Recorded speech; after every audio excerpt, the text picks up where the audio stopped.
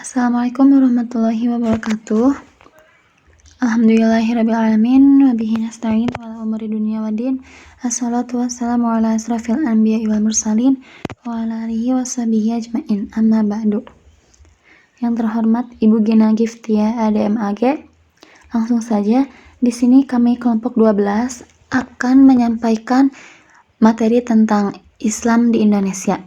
Kelompok 12 ini terdiri dari Habibah Mutmainah dengan NIM 11970200039, Hani Hidayah 119720041, Intan Diana Hoirunisa 11970200044, Mutiara Indah Pratiwi 119720059, dan Rahmi Aulia 119720067. Pada materi ini terbagi atas 3 bagian. Yang pertama, gerakan modern Islam dan perkembangannya. Yang kedua, perjuangan kemerdekaan umat Islam. Dan yang ketiga, organisasi politik dan organisasi sosial Islam dalam suasana Indonesia merdeka. Yang pertama yaitu masa modernisasi Islam dan perkembangannya. Yang pertama, gerakan modern Islam dan perkembangannya. Masa pembaruan Islam adalah masa yang dimulai sejak tahun 1800 Masehi hingga sekarang, atau periode modern, di mana muncul gagasan progresif untuk memajukan Islam setelah mengalami penurunan pada periode pertengahan. Gerakan pembaruan Islam disebut dengan tajdid dan pembarunya disebut dengan mujaddid. Pembaruan Islam adalah segala usaha yang dilakukan untuk menyesuaikan paham agama Islam dengan perkembangan ilmu dan teknologi. Upaya-upaya para tokoh pembaharu Islam dalam hal menyesuaikan paham keislaman dengan kemajuan iptek sehingga bisa meraih kejayaan kembali. Latar belakang munculnya pembaruan Islam. Pembaharuan itu muncul manakala umat Islam sadar bahwa mereka telah jauh tertinggal dari bangsa Eropa. Dalam hal ini diidentikan dengan umat Nasrani dalam bidang ilmu pengetahuan dan teknologi. Kesadaran itu tumbuh saat masa senja Imperium Ottoman di Turki. Seperti kita tahu, Turki adalah pintu masuk menuju Eropa.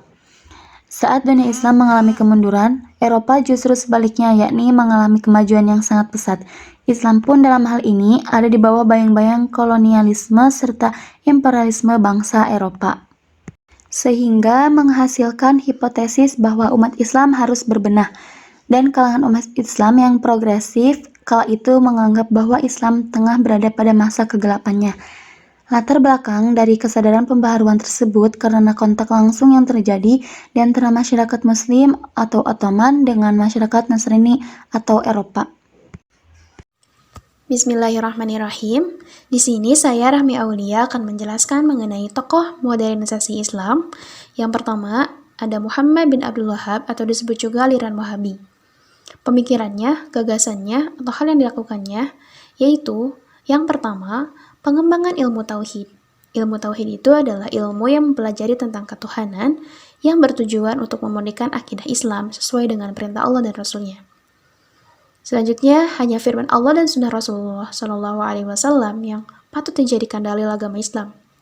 Taklid atau mengikuti pendapat orang lain tanpa dasar yang jelas itu tidak dibenarkan, walaupun kepada ulama. Kesempatan ijtihad. Ijtihad ini adalah usaha sungguh-sungguh untuk menetapkan hukum syar'i, terbuka sepanjang masa dan tidak terbatas. Lalu, pemusnahan segala perbuatan yang berbau syirik, khurafat, dan takhayul. Tokoh kedua yaitu Shah Waliullah.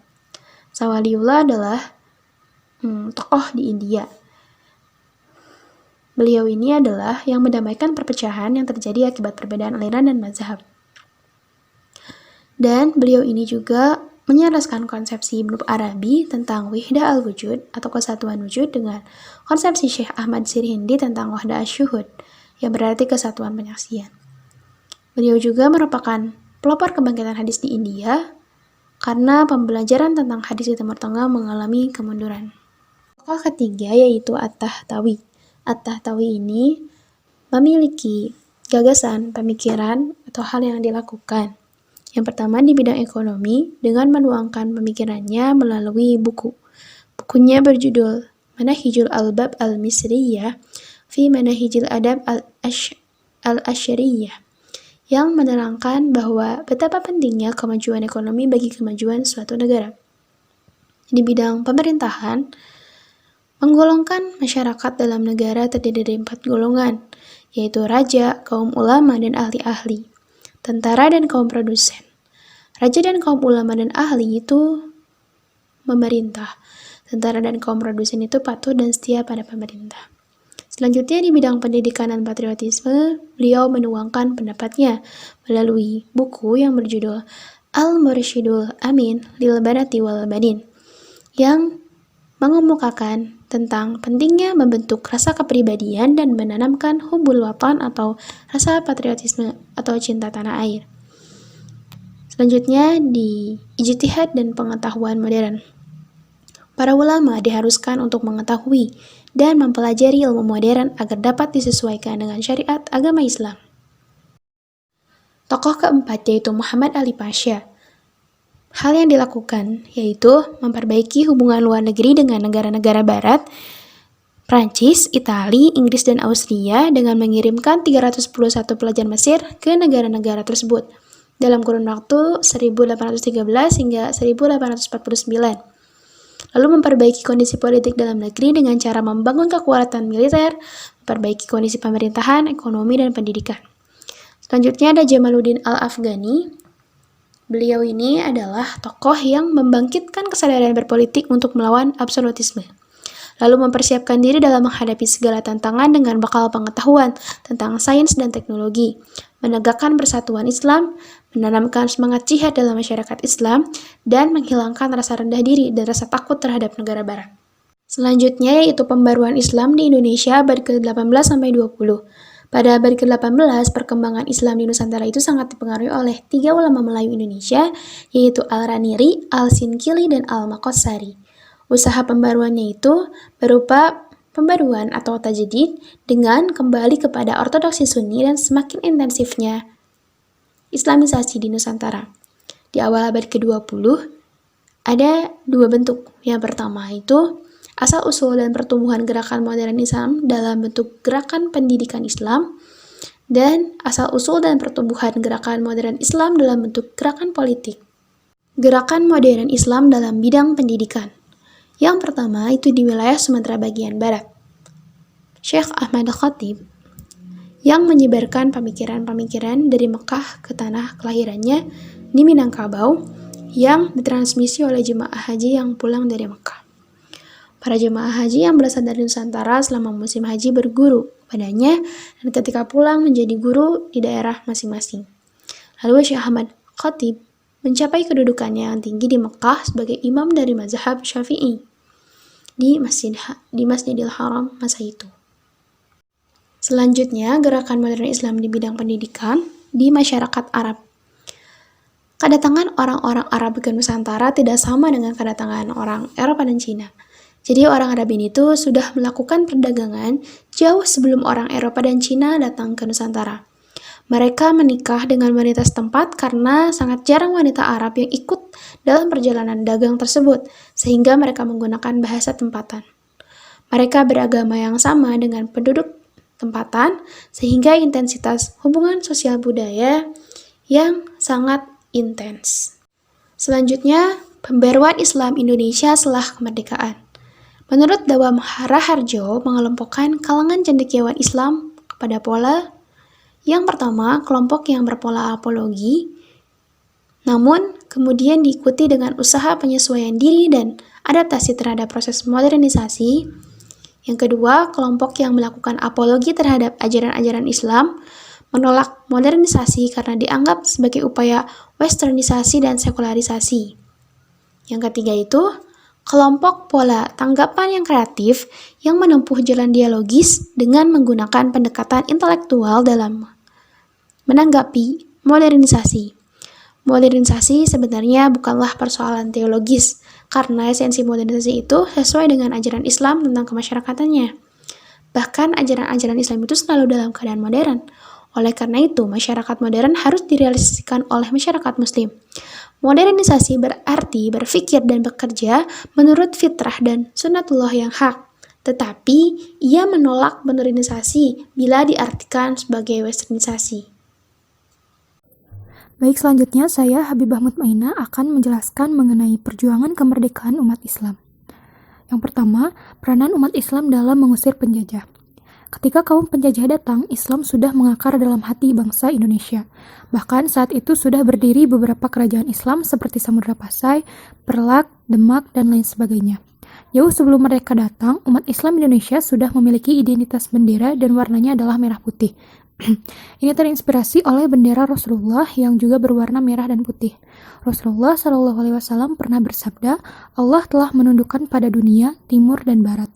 Aku diberi pula warna yang sangat indah, yakni al-ahmar dan al-abyadi, yaitu merah dan putih. Begitu juga dengan bahasa Indonesia, tidak akan bangsa ini mempunyai bahasa Indonesia kecuali ketika ulama menjadikan bahasa ini bahasa pasar, lalu menjadi bahasa ilmu, dan menjadi bahasa jurnalistik.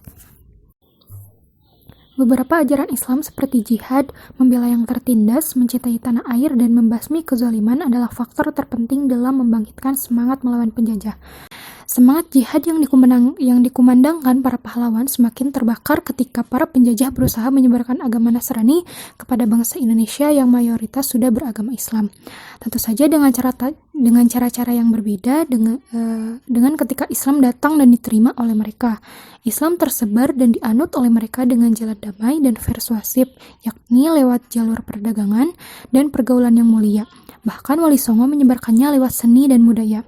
Para dai Islam sangat paham dan menyadari akan kewajiban menyebarkan Islam kepada orang lain, tapi juga mereka sangat paham bahwa tugasnya hanya sekedar menyampaikan. Hal ini sesuai dengan Quran Surat Yasin ayat 17, tidak ada kewajiban bagi kami, hanyalah penyampai Islam yang nyata. Berikut merupakan contoh atau bukti sejarah perjuangan umat Islam Indonesia dalam mengusir penjajah untuk mencapai kemerdekaan Indonesia. Yang pertama, pada penjajahan Portugis. Kaum penjajah yang mula-mula datang ke Nusantara ialah Portugis dengan semboyan gold atau tambang emas, glory, kemuliaan dan keagungan, dan gospel penyebaran agama Nasrani. Untuk menjalankan misinya itu, Portugis berusaha menghalalkan segala cara. Saat itu mereka masih menyimpan dendamnya terhadap bangsa Timur, yaitu Islam setelah usai Perang Salib. Dengan modal restu sakti dari Paus Alexander, dalam suatu dokumen bersejarah yang terkenal dengan nama Perjanjian Tordesillas yang berisi bahwa kekuasaan di dunia diserahkan kepada dua rumpun bangsa, yaitu Spanyol dan Portugis. Dunia sebelah barat menjadi milik Spanyol dan sebelah timur, termasuk Indonesia, menjadi milik Portugis. Karena itu, Portugis sangat bernafsu untuk menguasai negeri Zamrud Khatulistiwa yang penuh dengan rempah-rempah yang menggiurkan. Pertama, mereka menyerang Malaka dan menguasainya pada tahun 1511 Masehi, kemudian Samudra Pasai pada tahun 1521 Masehi. Mulailah mereka mengusik ketenangan berniaga di perairan Nusantara yang saat itu banyak para pedagang Muslim dari Arab. Demikian pula para pedagang dari Demak dan Malaka yang saat itu sudah terjalin sangat erat.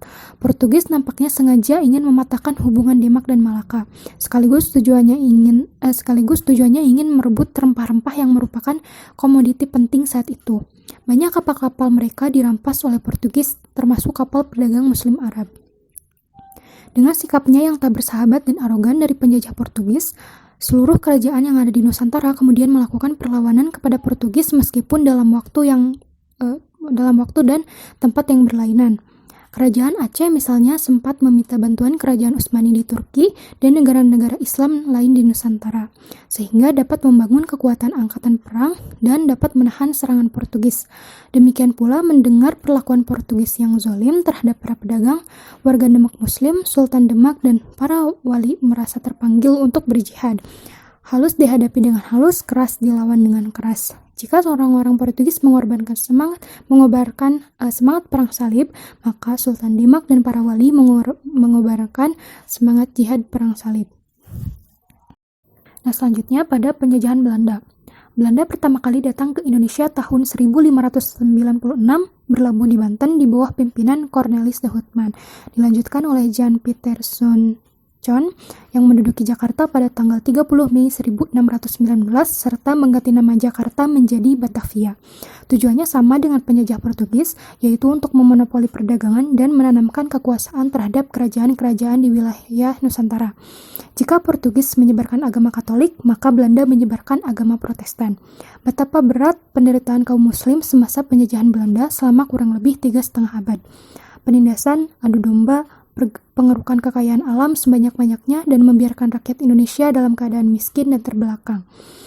Maka wajarlah jika seluruh umat Islam Indonesia bangkit di bawah pimpinan para ulama dan santri di berbagai pelosok tanah air dengan persenjataan yang sederhana seperti bambu runcing, tombak, dan golok.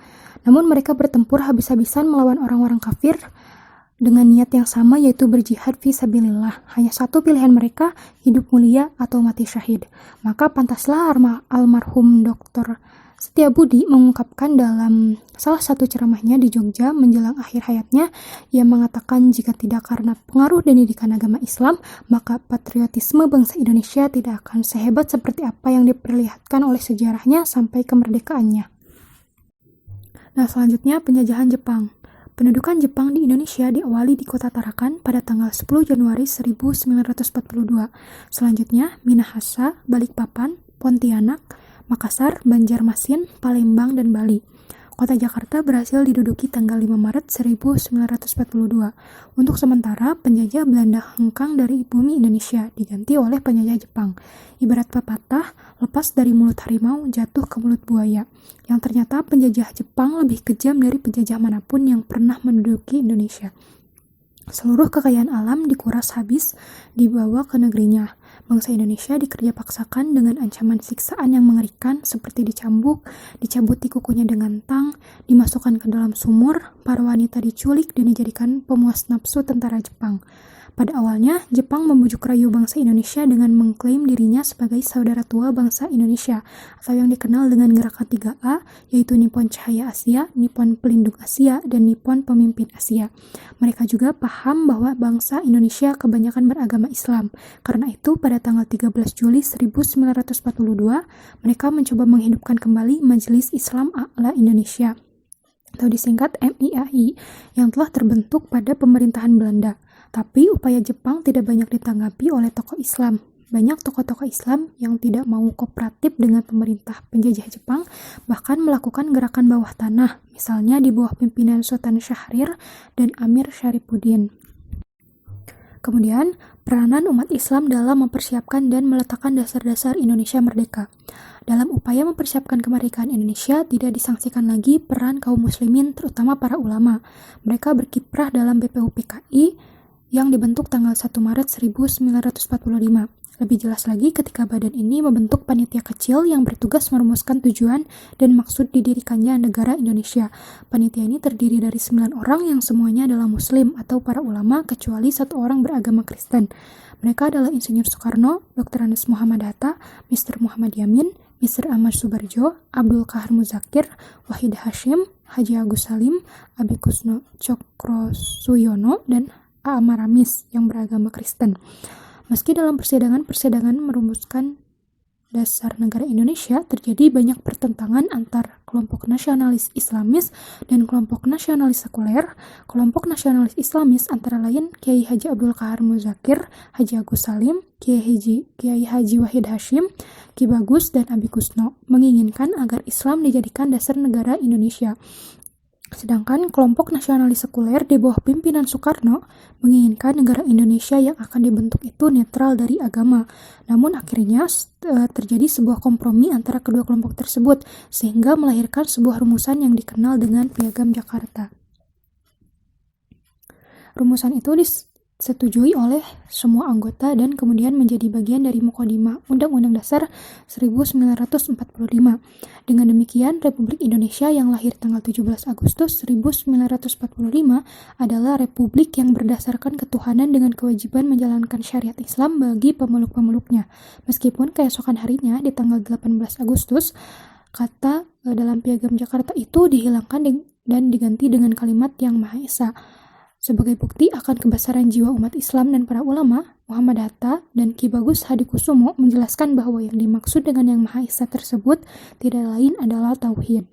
Saat proklamasi pun, peran umat Islam sangatlah besar. Pada tanggal 17 Agustus, bertepatan dengan tanggal 19 Ramadan 1364 Hijriah, proklamasi dilakukan atas desakan-desakan para ulama kepada Bung Karno. Saat itu Bung Karno berkeliling menemui para ulama, misalnya para ulama di Cianjur, Abdul Mukti dari Muhammadiyah, termasuk Wahid Hasyim dari NU. Mereka mendesak agar Indonesia segera diproklamasikan tanggal 17 Agustus 1945. Demikian penting peran ulama di mata Bung Karno. Setelah Indonesia diproklamasikan, Bung Karno masih terus berkeliling, terutama meminta dukungan para ulama dan rakyat Aceh. Di bawah pimpinan ulama-ulama Aceh seperti Daud Bereh, Tekunya Arif, Mr. Muhammad Hasan, Mr. Nur L. Ibrahim, Ali Hashim, dan lain sebagainya, rakyat Aceh segera menyambut dengan gegap gempita. Dukungan mereka bukan hanya lisan, tapi juga berbentuk sumbangan materi, yaitu berupa uang 130.000 street dollar dan emas seberat 20 kg untuk pembelian pesawat terbang. Baik, bismillahirrahmanirrahim. Langsung saja masuk ke bagian selanjutnya, yaitu mengenai organisasi politik dan organisasi sosial Islam dalam suasana Indonesia Merdeka. Organisasi sosial politik Islam ini dibagi menjadi beberapa bagian, yaitu pada masa Orde Lama, Orde Baru, dan juga masa Reformasi. Nah, yang pertama ini mengenai organisasi sosial politik Islam pada masa Orde Lama. Nah, pada awal kemerdekaan, nasionalisme ini dianggap identik dengan Islam. Akan tetapi, ketika masyarakat Indonesia semakin banyak yang mendapat pendidikan barat, seperti Soekarno, Supomo, dan juga Ishak, mereka berpendapat bahwa Islam berlawanan dengan nasionalisme. Hal ini dikarenakan Indonesia bukan hanya terdiri dari masyarakat yang beragama Islam saja. Nah, masuk masa setelah kemerdekaan atau Orde Lama, situasi politik makin kesini makin kacau. Banyak masyarakat yang cenderung anti kepada pemerintahan pusat, dikarenakan pemerintahan pusat ini tidak memperhatikan pembangunan daerah diantaranya. Nah, Majelis Konstituante yang terbentuk pada pemilu 1955 yang bertugas untuk merumuskan Undang-Undang Dasar tidak dapat menghasilkan undang-undang dasar yang rapi gitu ya pada saat sidang, maka muncul perdebatan.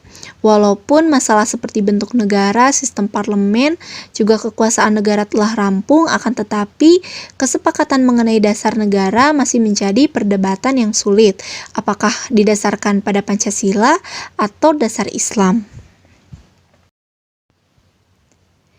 Nah, dengan munculnya banyak kekacauan dan ditambah juga dengan adanya PKI, maka muncullah banyak gerakan, nah termasuk juga gerakan umat Islam, di mana gerakan umat Islam ini tidak hanya melalui partai Islam yang asalnya hanya politik, beralih ke arah pembinaan umat Islam melalui pendidikan. Selain itu juga melalui dakwah, lewat organisasi sosial dan sekolah-sekolah. Nah, salah satu contohnya adalah IPNU ya, atau Ikatan Pelajar Nahdlatul Ulama, PUI, PMII, HMI, dan masih banyak lagi ya. Nah, di sini dijelaskan beberapa organisasinya. Yang pertama ini adalah Persatuan Umat Islam atau PUI, di mana PUI ini merupakan organisasi hasil fusi ya, atau pergabungan antara Perikatan Umat Islam yang didirikan oleh Kiai Haji Abdul Halim pada tahun 1942 di Majalengka, dan Persatuan Umat Islam Indonesia yang didirikan oleh Kiai Haji Ahmad Sanusi pada tahun 1942 juga di Sukabumi. Nah, PUI ini terlahir dari kepedulian terhadap nasib bangsa oleh tiga tokohnya, yakni Kiai Haji Abdul Halim, Kiai Haji Ahmad Sanusi, dan Mr. R. Syamsuddin. Nah, tujuannya ini untuk berjuang melepas bangsa Indonesia dari belenggu penjajahan, ketertindasan, kebodohan, kemiskinan, dan politik perpecahan.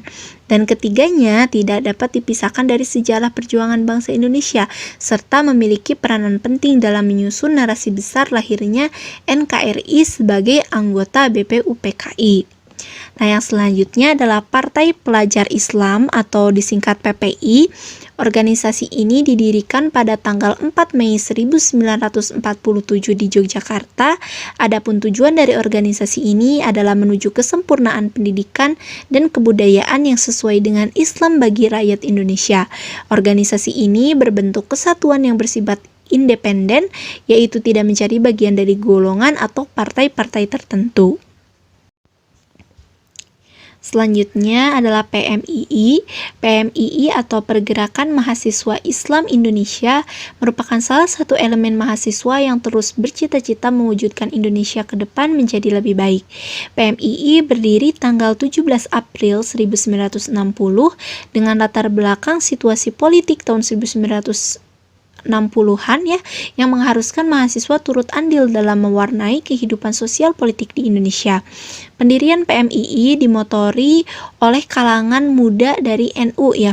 Meskipun di kemudian hari dengan dicetuskannya Deklarasi Murnajati 14 Juli 1972, PMII menyatakan sikap independen dari lembaga NU atau Nahdlatul Ulama ya. Di antara pendirinya adalah Mahbub Zunaidi dan Subhan ZE, seorang jurnalis sekaligus politikus legendaris. Nah, selanjutnya ada HMI atau Himpunan Mahasiswa Islam, diprakarsai oleh Lafran Pane, seorang mahasiswa STI atau Sekolah Tinggi Islam yang saat ini dikenal dengan UII, Universitas Islam Indonesia, yang masih duduk di tingkat 1. Adapun latar belakang berdirinya adalah keinginan untuk adanya gerakan pembaharuan atau reformasi untuk mengembalikan ajaran Islam kepada proporsi yang sebenarnya, yang berpedoman kepada Al-Quran dan hadis Rasulullah SAW. HMI sebagai sumber insani bangsa juga turut mempelopori tegaknya Orde Baru untuk menghapuskan Orde Lama yang syarat dengan ketotaliterannya, berarti membantu menupaskan PKI ya. Nah, selanjutnya Ikatan Mahasiswa Muhammadiyah atau IMM ialah organisasi mahasiswa Islam di Indonesia yang memiliki hubungan struktural dengan organisasi Muhammadiyah dengan kedudukan sebagai organisasi otonom. Memiliki tujuan terbentuknya Akademi Islam yang berakhlak mulia dalam rangka mencapai tujuan Muhammadiyah. Ikatan Mahasiswa Muhammadiyah atau IMM ini didirikan di Yogyakarta pada tanggal 14 Maret 1964, bertepat dengan tanggal 29 Syawal 1384 Hijriah. Nah, selanjutnya ini adalah 2 faktor yang menjadi latar belakang berdirinya dari IMM ini atau Ikatan Mahasiswa Muhammadiyah. Di antaranya ada faktor internal, yaitu dorongan untuk mengembangkan ideologi, paham, dan juga cita-cita Muhammadiyah. Dan untuk mewujudkan cita-cita dan merefleksikan ideologinya itu, maka Muhammadiyah mesti bersinggungan dan berinteraksi dengan berbagai lapisan dan golongan masyarakat yang majemuk. Nah, selanjutnya ada faktor eksternal, yaitu keadaan dan kehidupan umat Islam waktu itu masih banyak dipenuhi oleh tradisi, paham, dan keyakinan yang tidak sesuai dengan ajaran Islam yang sesungguhnya. Juga keyakinan dan praktek keagamaan umat Islam, termasuk di dalamnya adalah mahasiswa, banyak yang bercampur baur dengan tahayul, bid'ah, dan khurafat. Sementara itu, dalam kehidupan berbangsa dan bernegara juga tengah terancam oleh pengaruh ideologi komunis ya dari Partai PKI, juga adanya keterbelakangan, kemiskinan, kebodohan, dan konflik kekuasaan antar golongan dan partai politik.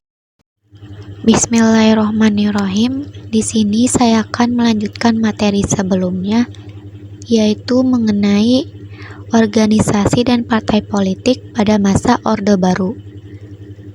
Yang pertama yaitu ada Partai Persatuan Pembangunan atau PPP, merupakan fusi dari partai-partai Islam, Nahdlatul Ulama atau NU, Partai Muslimin Indonesia atau Parmusi, Partai Sarekat Islam Indonesia atau PSII, dan Persatuan Tarbiyah Islamiyah atau PERSI. Bermula dari program pemerintah pada masa Orde Baru untuk melaksanakan pembaharuan politik, kekuatan politik pada masa Orde Baru.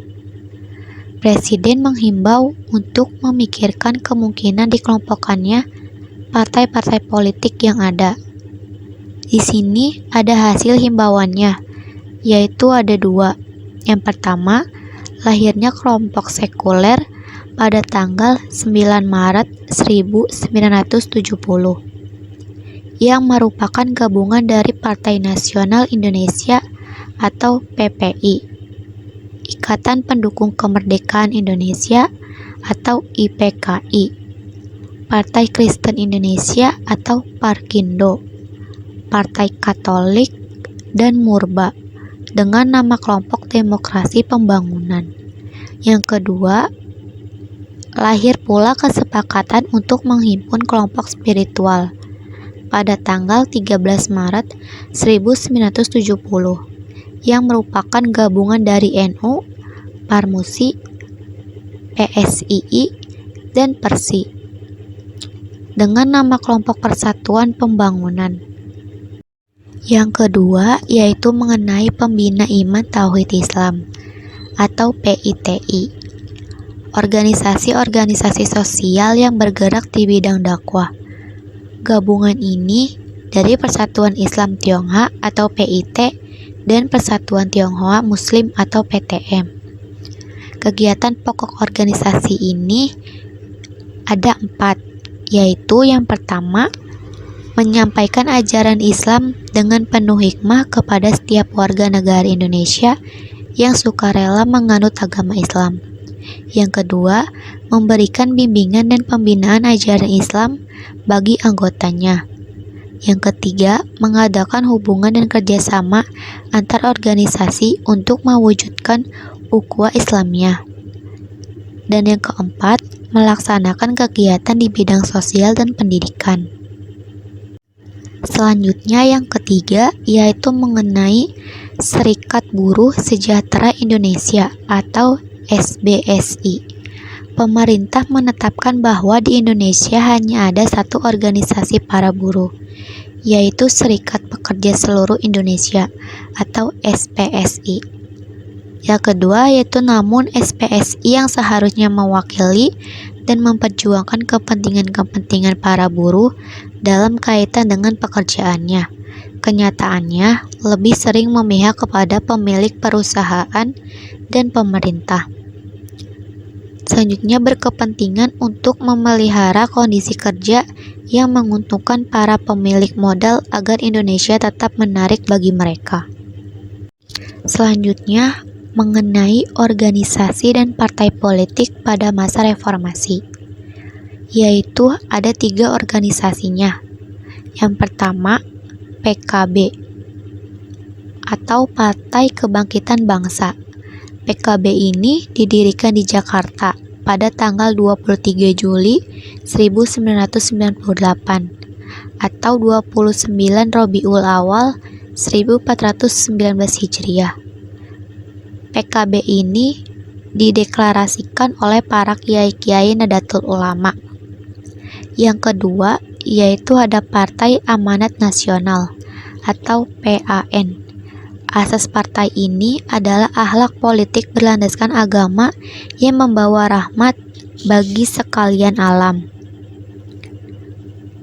PAN ini didirikan pada tanggal 23 Agustus 1998. Ketua umum saat ini adalah Hatta Rajasa.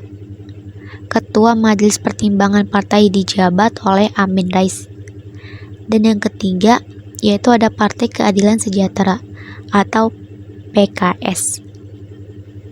Pada tanggal 20 Juli 1998, PKS ini berdiri dengan nama awal Partai Keadilan atau disingkat dengan PK.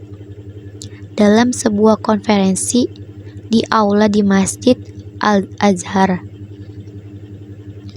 PKS ini didirikan di Jakarta pada tanggal 20 April 2002. Merupakan kelanjutan dari Partai Keadilan atau PK.